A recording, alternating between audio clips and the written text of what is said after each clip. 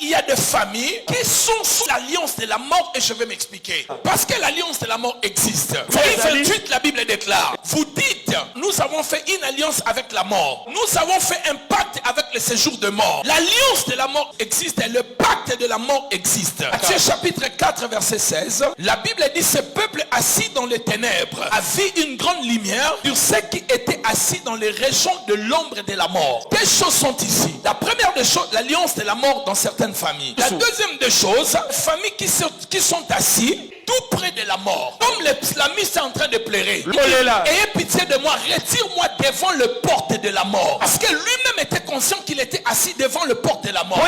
Job le dit aussi que la mort, il était devant la porte de la mort. L'islamiste est en train de dire encore, j'ai été entouré, encerclé par le sépulcre, l'esprit de mort. Alors, voici les signes. Si vous voyez ces signes, vous devez prier sérieusement pour vos familles. Comme me dit, amen bien. Je suis en train de parler des alliances de la mort et les familles qui sont assises au tout près des portes de la mort. Cela veut dire quoi quand je parle de cela? C'est une personne ou une famille qui est souvent visitée par les agents des ténèbres, les agents de la nuit, qui travaillent avec l'esprit de mort, qui viennent pour enlever les gens dans cette famille-là. Premier signe pour le savoir, vous êtes sous l'alliance de la mort. Vous ne dépassez pas un certain âge dans votre famille. Dans votre famille, la plupart des gens qui sont morts, ils sont morts à un certain âge dans votre vie. Ça peut être avant 50 ans, ça peut être avant 55 ans. Deuxième signe, chaque année ou chaque mois, il y a une perte d'une vie humaine. Si ce n'est pas chaque mois, en tout cas l'année ne se terminera pas. Quelqu'un dans votre famille peut être d'une famille proche ou lointaine. Quelqu'un doit partir, quelqu'un doit mourir. Si vous avez remarqué cela, il y a un signe, l'alliance de la mort dans votre famille. Je ne sais pas si vous avez remarqué cela. Dans certaines familles, vous avez l'impression qu'il y a la mort tout le temps. Vous avez l'impression que les gens meurent tout le temps. Pourquoi? Parce qu'il y a l'alliance de la mort. Troisième signe, vous mourrez tous de la même maladie. Si ce n'est pas la même maladie, c'est la maladie connexe. Et si ce n'est pas la maladie connexe, vous mourrez tous dans la même circonstance. Ça veut dire qu'il y a une alliance de la mort dans votre famille. Quatrièmement, s'il y a une alliance de mort dans votre famille, il y aura des rêves de mort, des rêves de participation dans un deuil, des rêves vous accompagnez des gens qui sont morts ou vous partez dans des cimetières, des rêves des parents décédés, des rêves où vous-même vous êtes mort et on est en train de vous enterrer. Une alliance de mort où vous êtes assis devant la porte de ces jours de mort. Cinquième point, vous entendez le voix.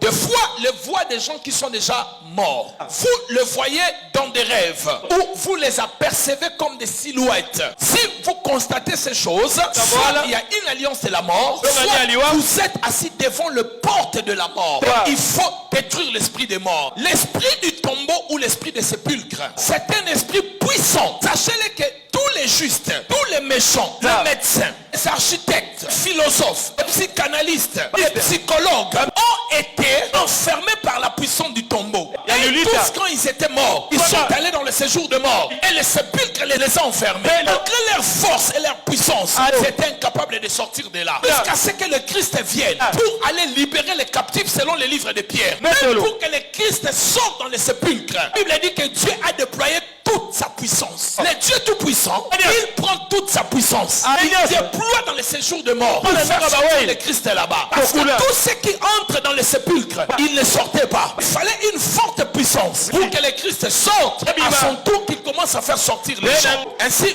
tous ceux qui sont assis devant les portes de la mort, dans cette église, nous sortirons dans le nom de Jésus. Alléluia. Sixième point. Vous avez chaque mois ou une année, vous faites des cérémonies de commémoration des ancêtres morts.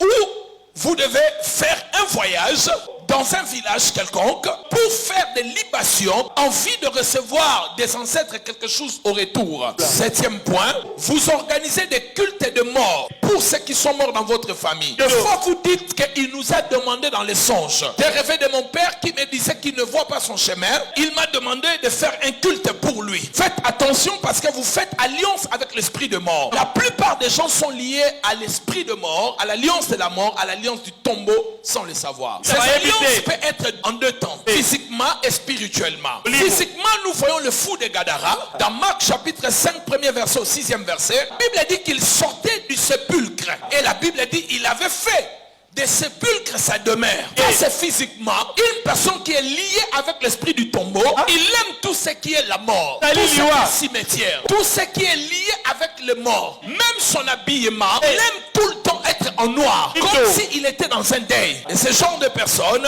sont combattues par l'esprit du tombeau. Elle dit Amen bien.